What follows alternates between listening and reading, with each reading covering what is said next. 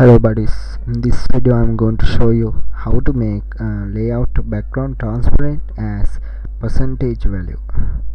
Look,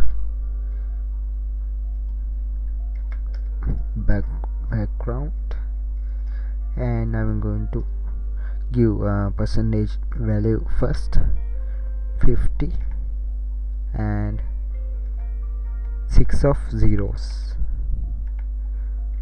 Look, and I'm going to change it to 1.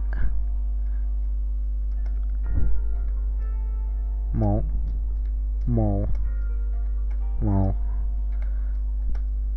and more and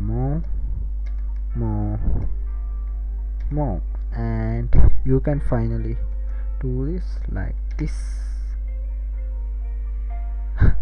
Fine. Thank you guys.